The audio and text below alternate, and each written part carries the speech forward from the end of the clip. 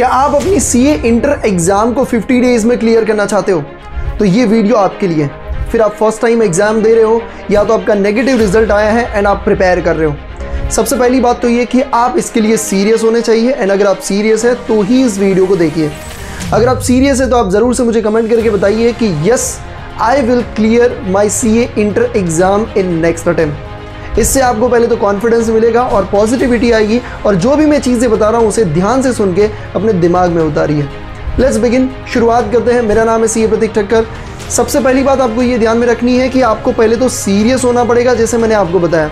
अब सीरियस का मतलब ये है कि जब भी आप पढ़ाई कर रहे हो आपको काफ़ी सारे डिसीजंस लेने पड़ते हैं। वो डिसीजन आपको पता है तो है कि कौन सा सही डिसीजन है और कौन सा गलत डिसीजन है, बट फिर भी आप कई बार ऐसा होता है कि आप जानबूझ के गलत डिसीजन लेते हो। आप बोलते हो नहीं भैया हम क्यों अपनी ज़िंदगी बर्बाद करेंगे। भैया सिंपल सी बात है, आप अगर पढ़ाई कर रहे हो और आपको कॉल आता है अपने फ्रेंड का कि चल भैया शाम को कहीं पे चलते हैं, आप बोलोगे नहीं भैया मेजोरिटी तो हम मना ही करते हैं। मेजोरिटी आप मना करते हो, बट कई बार ऐसा होता है कि आपको टाइम नहीं निकालना चाहिए फिर भी निकालते हो। कई लोगों की गर्लफ्रेंड होती है या तो बॉयफ्रेंड है तो उसके पीछे टाइम निकाल रहे हो। भाई ऐसा नहीं है कि वो चीज़ नहीं करना चाहिए, ठीक है अपना लाइफ है यार, कल मर जाएंगे क्या करेंगे, तो लाइफ को तो एंजॉय करना ही चाहिए। बट सिंपल सी बात यह है कि राइट टाइम पे राइट डिसीजन लेना बहुत ज़रूरी है अगर आपको लाइफ में आगे बढ़ना है। जब भी आप पढ़ाई कर रहे हो आपको पता है कि यार अगर टारगेट बाकी है तो आपको किसी भी चीज़ के लिए टाइम नहीं निकालना है। अगर आपको ऐसा है कि नहीं भैया मुझे टाइम निकालना है तो सिंपल सी बात है यार, 7 डेज़ का टारगेट आप 6 डेज़ में कंप्लीट करो। उसके बाद एक दिन है आपके पास जिसमें आप अपने मन मर्जी के हिसाब से टाइम निकाल सकते हो। जब भी आप कोई भी डिसीजन ले रहे हो आपके अंदर से आवाज़ आ ही जाती है कि भाई ये सही है या तो गलत है, और अगर गलत है तो भाई उसको टाल दो, और सही है तो भाई ठीक है भाई कोई दिक्कत नहीं है। दूसरी बात आपको ध्यान में रखनी है कि आपके पास प्रॉपर प्लान होना चाहिए 50 डेज़ का कि किस तरीके से आपको पढ़ना है। भाई सामने डेडलाइन नहीं है और आप पढ़े जा रहे हो, हाँ सर कंप्लीट होगा, दूसरा सब्जेक्ट उठाऊंगा, क्या कर रहे हो यार, ऐसे कंप्लीट नहीं होगा। उसके लिए आपके पास प्रॉपर प्लान चाहिए, डे वाइज प्लान चाहिए, पूरे दिन में क्या क्या कंप्लीट करना है, डिटेल प्लान चाहिए। मॉर्निंग में क्या पढ़ोगे, नून में क्या पढ़ोगे, इवनिंग में क्या पढ़ोगे। अब ये प्लान प्रिपेयर करने में आपको 2 से 3 दिन लग जाएंगे, ये हकीकत है। और इसीलिए ये प्लान ऑलरेडी मैंने आपके लिए बना दिया है और टेलीग्राम पे शेयर कर दिया है। लिंक आपको कमेंट डिस्क्रिप्शन बॉक्स में मिल जाएगी, उस लिंक पे क्लिक करिए, उस प्लान को डिटेल प्लान को डाउनलोड करिए भैया, और उसे आप मार्क करते जाइए कि आपका कितना कितना कंप्लीट हो रहा है और उसी हिसाब से आपको चलना है। उसमें भी मैंने एक बेस्ट अच्छी तरीके से प्लान बनाया है कि जिसमें आपका अगर बैकलॉग आता है तो उसके लिए भी मैंने अलग से टाइम दिया है ताकि आपको शेड्यूल चेंज करने की ज़रूरत ही नहीं पड़ेगी भाई, कभी भी ज़रूरत नहीं पड़ेगी। तो उस तरीके से बेहतरीन प्लान बनाया, उस हिसाब से चलिए। ऑल्सो काफ़ी सारे स्टूडेंट्स जो होते हैं वो प्लान को फॉलो करते हैं और बस उसको कंप्लीट करना चाहते हैं। भाई किसी भी हिसाब से प्रतीक सर ने प्लान दिया ना उसी को स्टिक रहना और कंप्लीट करना है। अरे यार सिर्फ कंप्लीट नहीं करना, आपका कॉन्सेप्ट और आपको आना चाहिए।